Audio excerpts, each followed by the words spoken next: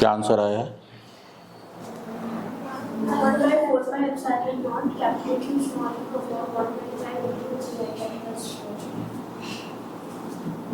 Plus आ रहा है -3i cap -4j cap. जे cap की के कैप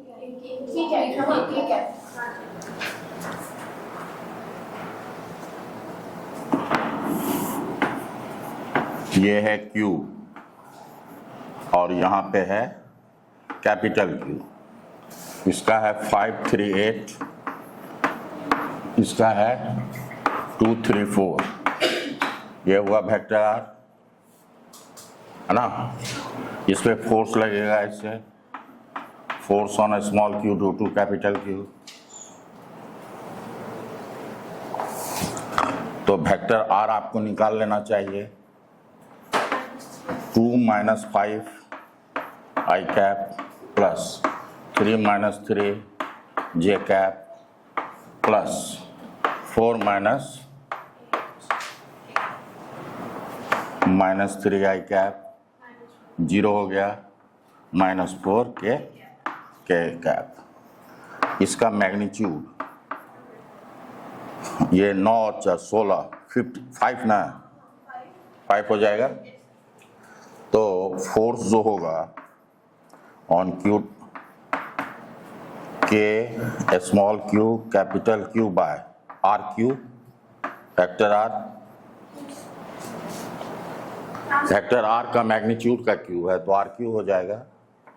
तो ये हो जाएगा के स्मॉल q कैपिटल Q 125 और vector R -3i cap -4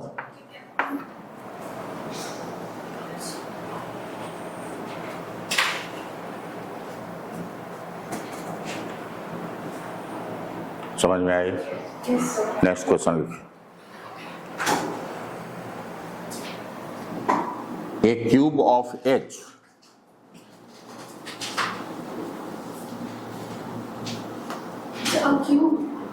a cube of H small a meters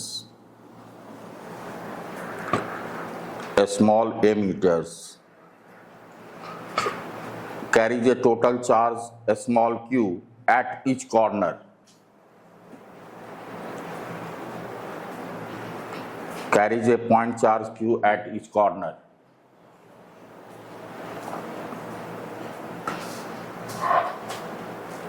Calculate the resultant force on any of the charges. On any of the charges.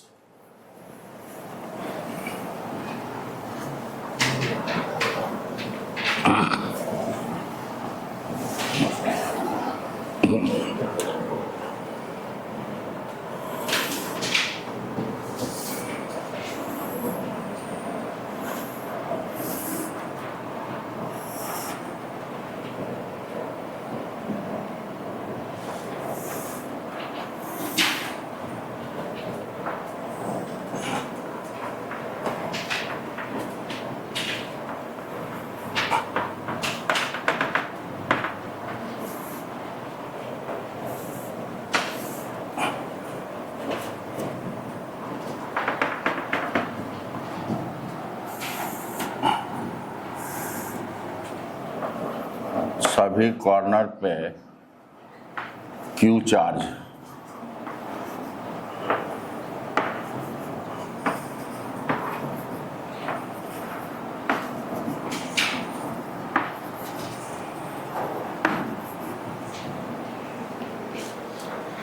ठीक है।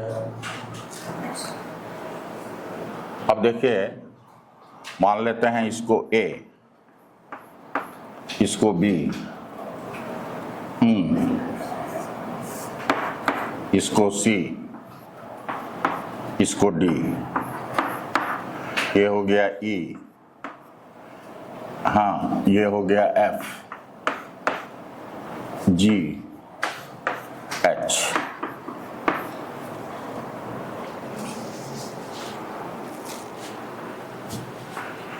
जब भी वॉल्यूम डिस्ट्रीब्यूशन हो, हाँ, या 3 dimensional हो, तो हम लोग वेक्टर फॉर्म का यूज करेंगे। हम वेक्टर फॉर्म में हम चाहते हैं आंसर निकालने के लिए, हाँ। तो वेक्टर फॉर्म में लिखने के लिए तो पोजीशन वेक्टर की आवश्यकता होती है, वेक्टर आर। तो वेक्टर आर लिखने के लिए हमको ऑरिजिन लेना पड़ेगा। तो सुटेबल ऑरिजिन आप चूज कर सकते हो। किसको? एको। एको लोगे? ले लो। मान लो, अब देखो, ये हमारा x, ये है x, ये वाला a, ये है a, इसको 0 0 0 ले रहे हैं, ये है d, o, ये AE जो है ये 90 डिग्री है, ये हो गया y, इसको y ले लेते हैं, और ये जो है z है, ये XY प्लेन में, और ये एंगल कितना है? 90 है, और ये x पे परपेंडिकुलर है, ये है z एक्सिस। ये हुआ XY Z एक्सिस हमने ले लिया। अब आप देखो, इस यहां से ये